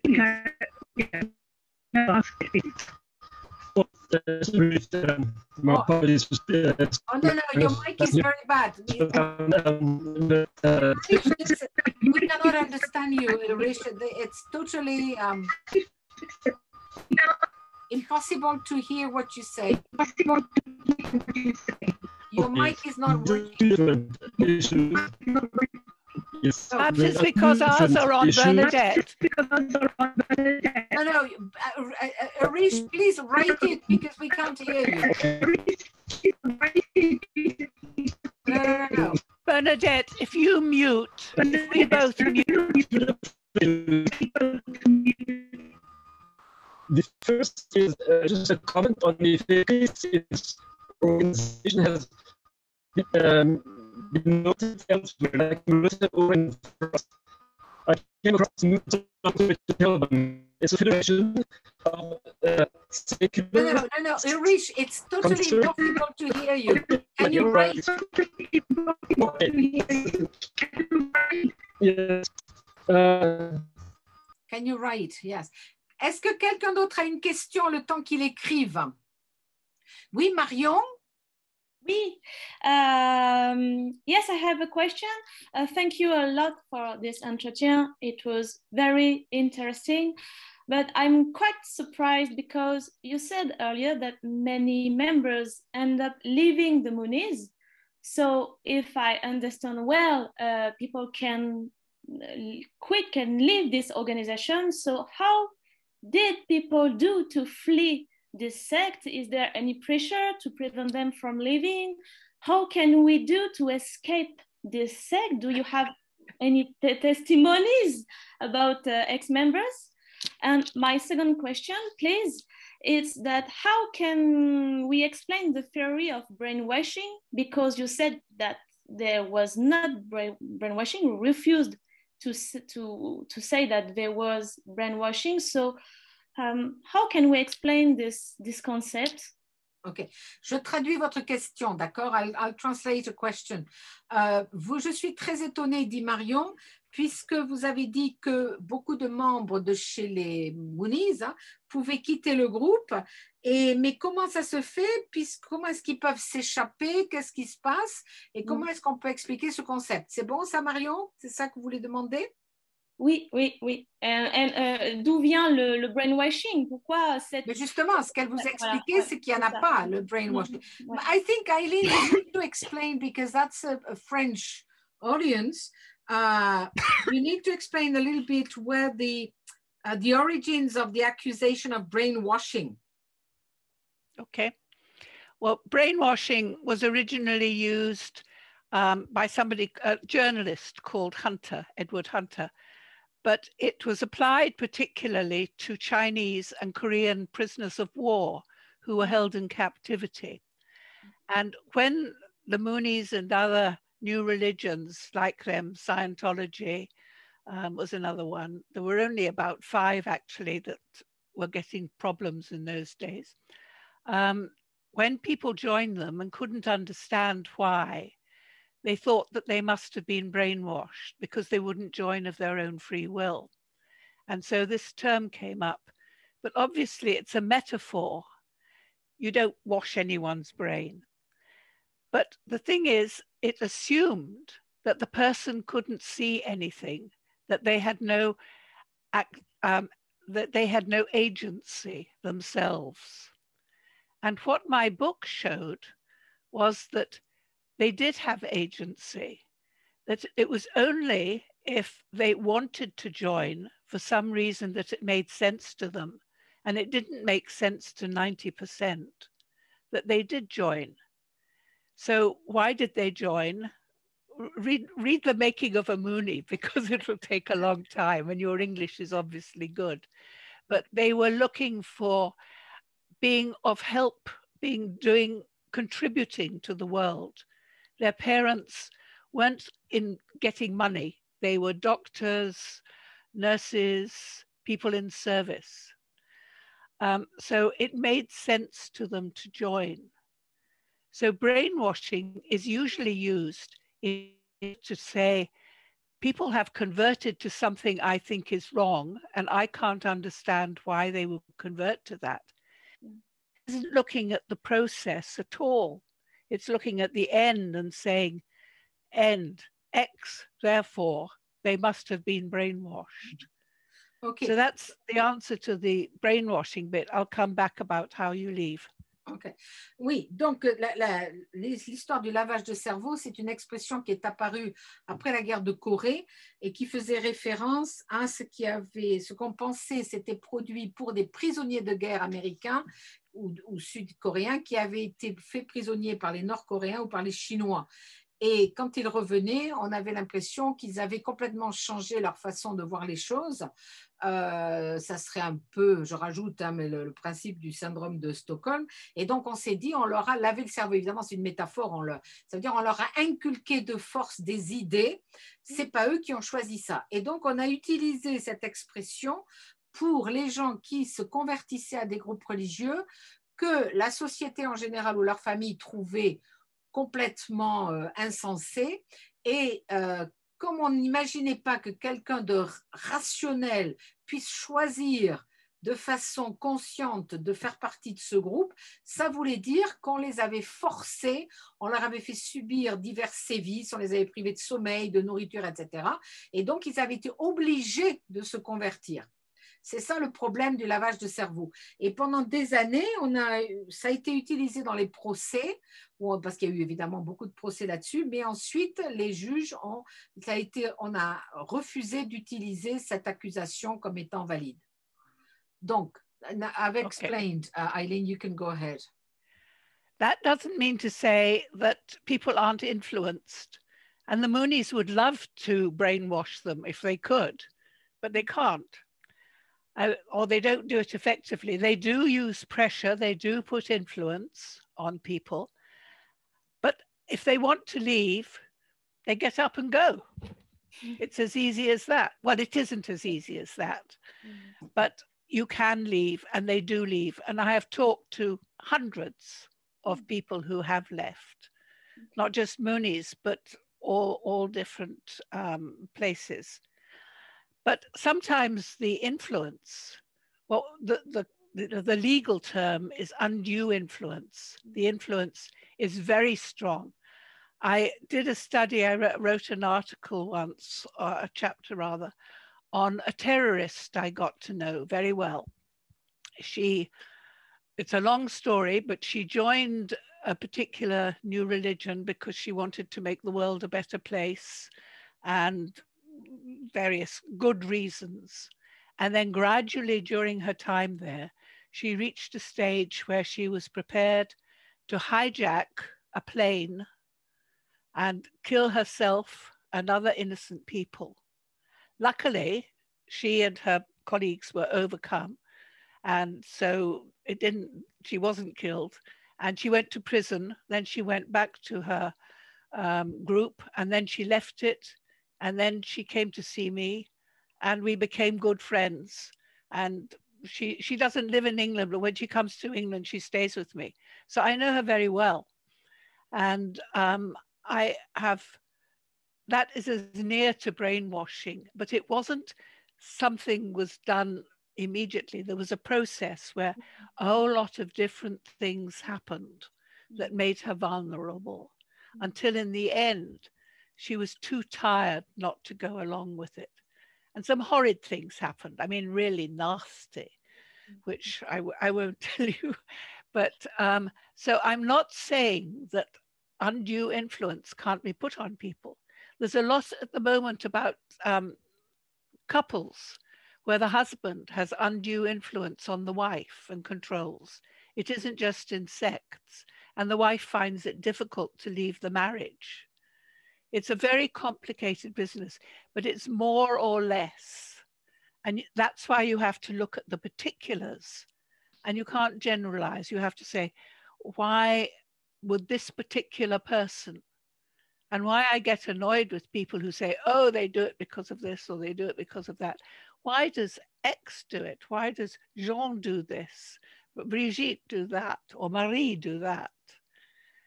But you can make some generalizations, but only when you've looked at the individuals. But you can leave. It's not all that difficult. Okay. Sometimes it's easier than other times, but they do leave. Donc là, si je résume et traduis, c'est l'idée qu'effectivement, les Moonies ou d'autres groupes souhaitent influencer les gens qui viennent chez eux et aimeraient bien les retenir. Mais ça n'est jamais aussi simple parce qu'en fait, on ne se fait pas manipuler très facilement. Donc, on peut quitter les groupes. Ce qu'il faut voir aussi, c'est que chaque cas est différent. Pourquoi telle personne va rester, pourquoi telle autre personne va partir. J'ai étudié un cas d'une dame qui est devenue par la suite une amie et qui vient chez moi à Londres chaque fois qu'elle vient en Grande-Bretagne, qui a rejoint un mouvement religieux très intense parce qu'elle voulait améliorer le monde. Très souvent, on l'a dit, hein, les gens vont rejoindre un groupe de ce type parce qu'ils pensent qu'ils vont faire le bien et que ça va améliorer la planète, enfin le monde.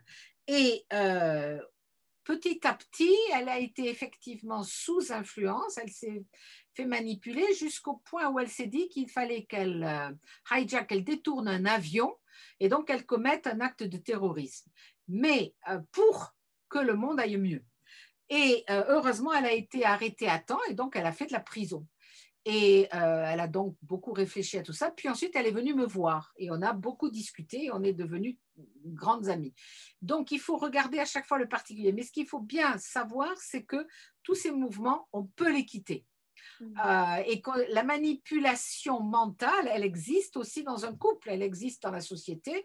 Il y a beaucoup de cas dans les couples où l'homme exerce un grand pouvoir sur sa femme, sur son épouse ou sa compagne.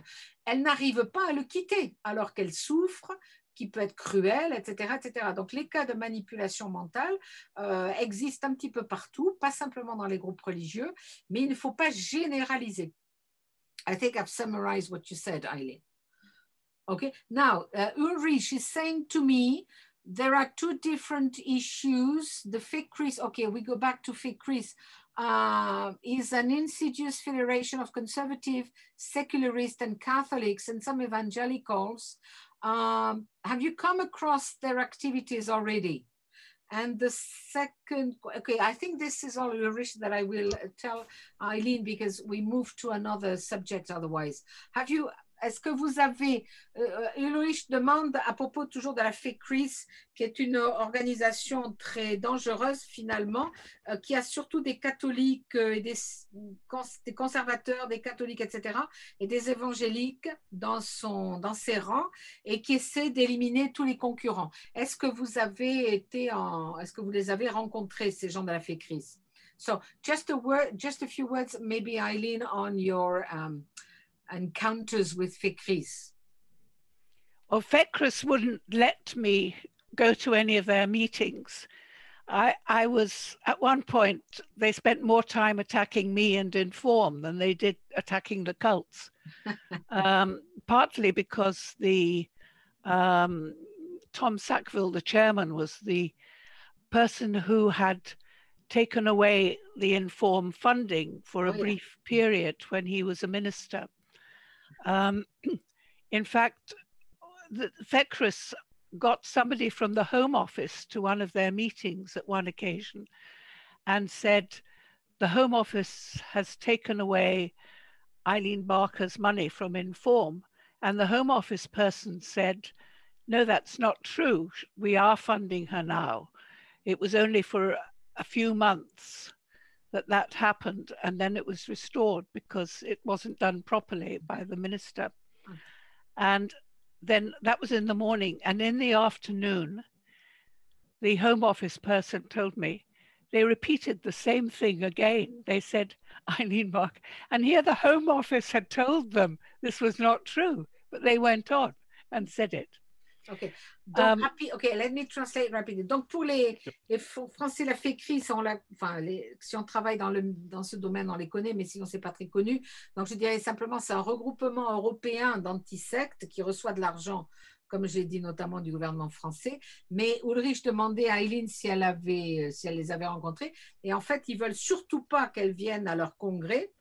Mais ils l'ont attaqué plusieurs fois en essayant même de faire stopper les subventions qu'elle pouvait recevoir, etc., etc. Je ne développe pas davantage parce que sinon ça va être un petit peu compliqué. I don't develop that FECRIS stuff more, Eileen, because it's a bit complicated for French people. So, sorry, Ulrich.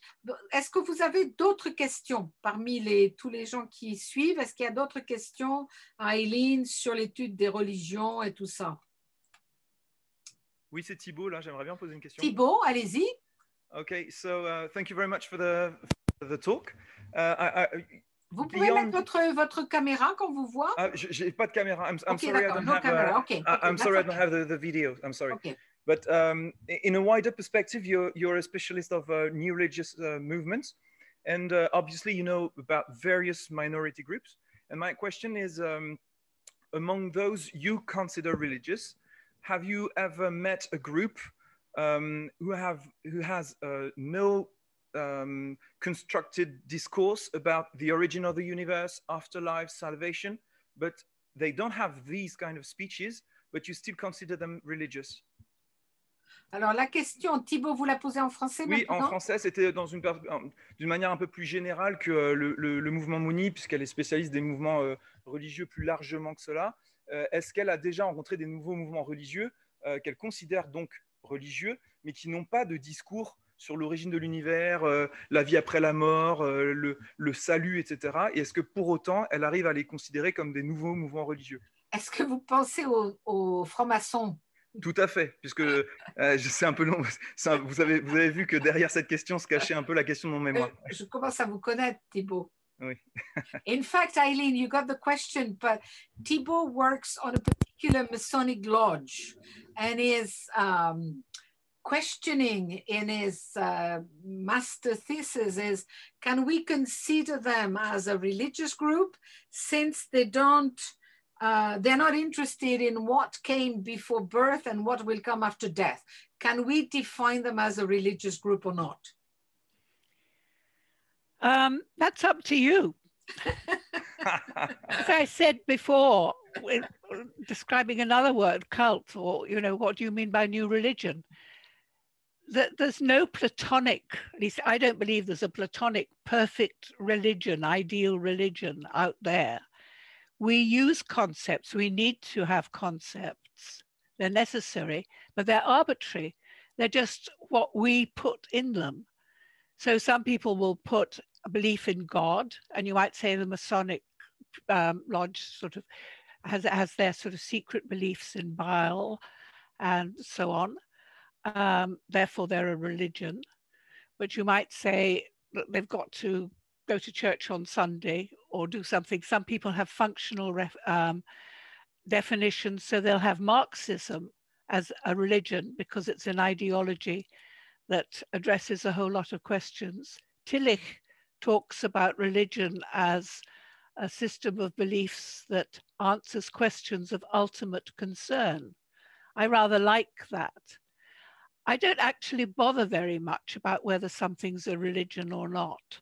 I don't have to define it because I'm not, if I can see comparisons with other groups that some people would call religions and some people wouldn't, I think I have to say what the group is, what it believes.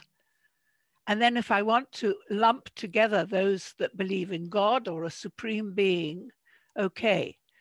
In England, the charity law has had great problems with this. They started off by saying religion means the Church of England pretty well. And then it became pretty well Protestant. And then they decided they'd improve the Catholics, but it still had to be Christian, really. And then there was all the immigration, and perhaps the Jews could come in. And now they have a very broad definition. So it depends what's more or less useful according to the social situation. Alors, ok, donc c'est en fait, bon, vous avez compris Thibaut, mais je traduis pour tout le monde. C'est pas très important en fait d'avoir une définition très précise. En fait, on peut dire ce qu'on veut.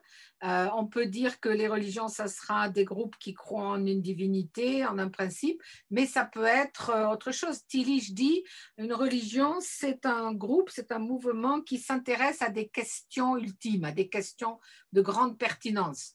Voilà. Et donc, vous pouvez, dans votre cas, le groupe que vous étudiez, vous pouvez estimer que c'est une religion. Mais en fait, ce n'est pas très important d'avoir une définition parfaite parce qu'il n'y a pas non plus de religion idéale qui serait là seule et puis après, il n'y aurait rien d'autre. En Angleterre, par exemple, au début, la religion, c'était l'église anglicane. L'église donc officielle, et puis après on a bien accepté les protestants, puis on a bien accepté aussi les catholiques comme étant faisant partie d'une religion, et puis les juifs, etc., etc. Et maintenant évidemment on a des définitions beaucoup plus souples puisqu'on a en Angleterre, ça c'est moi qui rajoute, accepté comme religion les spaghettis volants, etc., etc. Donc c'est pas très important en fait d'être très strict sur la définition. Alors, ça va Thibaut? Can I add a little bit? Yeah. A philosopher called John Hospers makes a distinction between reportive definitions and stipulative definitions. And the social scientist, when they're talking about religion as a reportive definition, they're saying what the people they're studying mean by religion.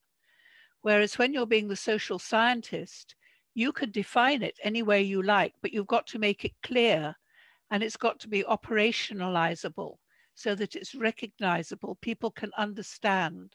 That's going back to my new religious movements. One reason is first generation movement is operationalizable, whereas something in tension with society or something that is bad for its followers could apply to the Catholic Church according to some people in some positions. So I think this distinction is important. It's either true or false that people do believe that religion means this or that, but it's either useful or not useful, the stipulative definition that the social scientist uses. Now, obviously, if there's no overlap between the two, that's very confusing. But I think it's an important distinction to make between whether you're describing someone, which is true or false, or whether you're using it as a tool, an analytical tool, Voilà. which is more or less useful. Donc, est-ce que vous avez bien compris? Donc, c'est une distinction qu'on a faite entre quelque chose qui serait purement descriptif ou quelque chose qui serait utilitaire et utile. Donc, c'est la façon dont on le voit, mais en fait, c'est la personne qui l'étudie qui va le définir. Mais il faut que la définition soit opérationnelle, mais en fait, elle peut varier d'une personne à l'autre. Ça va, Thibaut? Où est-ce que vous êtes parti, Thibaut? Oui, j'avais coupé mon micro, mais oui, pardon. Ça me va Ça très va? bien. Vous avez compris? Tout à fait. Donc, vous allez refaire tout le mémoire, c'est ça? Ça va vous embêter parce que vous venez de me le valider. Ah non, je ne relis plus maintenant. OK. Est-ce qu'il y a d'autres questions? Ou Thibaut, vous voulez demander encore quelque chose? No, thank you very much. OK. If Well, Ulrich wants to write to me and ask his other question, he's very donc welcome. si vous voulez, Eileen propose, si vous avez des questions et vous n'osez pas les poser, vous me demandez son mail. De toute façon, non, vous ne l'avez pas parce que vous ne voyez pas en général le mailing, mais vous pouvez la poser par écrit et puis on la lui enverra. So, maybe we should say bye-bye to you, Eileen. Are you here? Am I here? Yes, I can Yes, see you now. I'm here. Yes, and can I say thank you very much to you from, okay, where I've lost you. Where are you? Can you speak so that I can see you? Hello, hello, hello, hello, hello. Oh yeah, here you are. Okay, so now I would like to say thank you to you. Thank you to all the friends who have, been watching us. And as usual, if you agree, of course, Eileen, since I recorded the talk, we can then put it on YouTube in a couple of weeks, if you agree to this, so that people can listen to you again, all right? All right. Okay, thank you very much. Have a good evening. Bye-bye. Bye-bye, everybody. Au revoir à tout le monde.